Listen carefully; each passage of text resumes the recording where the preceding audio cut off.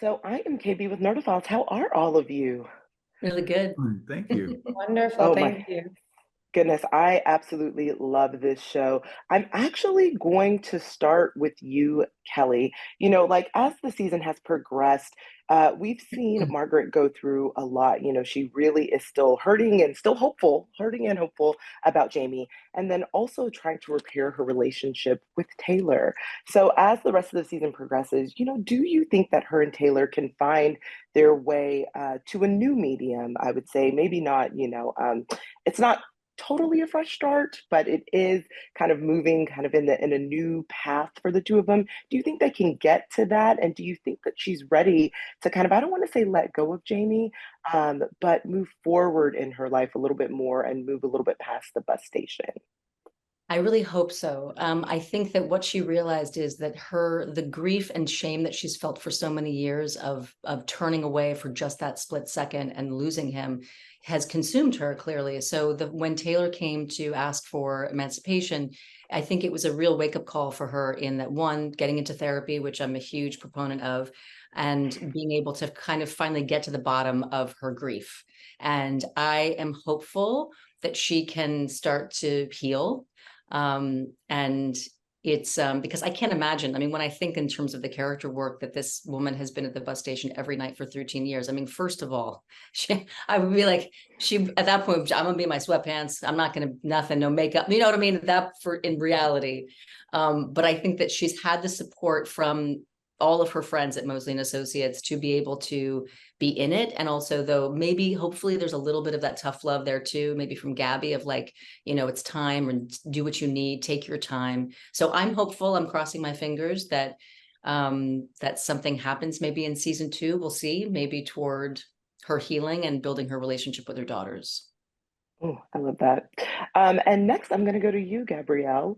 So, we kind of last got the bomb dropped on us at the end of the last episode that viewers have seen. That Lacy wants to take a break from MA, and really, what she means is she wants to take a break from Gabby, right? Because she is trying to figure out why Gabby is lying to her, and kind of, they're at a point of their relationship where they're at a rift because Gabby is really doing her own thing with Sir, and Lacy is trying to figure out like what is going on. Why do you keep lying to me about Sir? So do you feel like as these episodes progress for the rest of season 1, can and will Lacy and Gabby's relationship be repaired if Gabby reveals the truth about Sir? Do you think they can get back to where they were in terms of kind of being like the sisters that they were before? Yeah, you know, Gabby saved Lacy. So Gabby's like, she's a sister to Lacy and she's everything to her. And I think right now her world is sort of like upside down because she's been a sister and she's been an anchor to her survival, not only getting them out from under Sir, but also just finding purpose and direction in life, that now that she can sense within herself that Gabby is not being honest to her and she's different and she's going off in a different direction. She's, like trying to figure out where she stands and define herself. I hope that they can mend their relationship. But I think that because of everything and how much this trauma still affects Lacy so much, that it's going to be a rocky road. But hopefully the love that they've created within their bond with each other and learning how trauma affects people in different ways and makes us do crazy things that make no sense, they can find some solidarity again. Yeah, I really hope they do find common ground at least, and maybe that Lacey is able to understand why Gabby is doing what she's doing. Even if that wouldn't necessarily be her own process in dealing with the trauma of Sir, maybe at some point they'll, when it's revealed, if it's revealed, that they'll be able to have some sort of just common ground for a period of time, hopefully. And so my next question is for you, Brett. So, I find it often in these episodes that like Mark is becoming more enthralled with these cases than we saw at the very beginning, right? Like in the beginning, he seemed a bit reluctant. And now that he is, on leave from the police department, does he even actually want to work with them anymore? Or do you think that his heart is kind of being pulled to work with MA full time? Oh, does he want to work for the force The anymore? force, Is that right? what you're saying? Well, yeah, that's an interesting thing. By the way, KB, your questions have been really, really good and specific. Thank you. Thank you. You're watching our show very, very closely. I appreciate that. It's interesting because Trent is working in a department that doesn't seem to care nearly in the same way that M&A does. I also don't feel like that he feels any sort of community or anything in that particular department. He's a third generation cop, so of course he's there.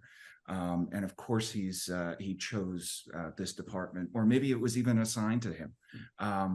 We're still not entirely sure about that. But you knew I was going to be I knew I was going to be a cop, but there isn't the same sense of community or family or team energy that M&A has. So I think every time I'm over there, Trent spends a lot of time in M&A. I mean, for being a cop, he spends a lot of time in there. He always shows up at the last minute, but I do feel like there is a sense of family there that I'm definitely not getting at work. So I think I'm enjoying the time, and it's a huge conflict as well, because it's like, this is in my blood. This is all that I know how to do, but where should I be doing it, and with whom should I be doing it? Where do I belong? So I think that's kind of an interesting aspect to explore.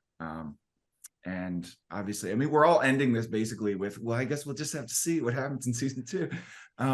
But you will see in terms of that progression. I think some things may happen by the end of this season that change some things. Period. That's about all I'm saying. You're not Well, saying I like that. anything, but you're saying a lot. Well, I Things like that that. change I the mean, things. Yeah.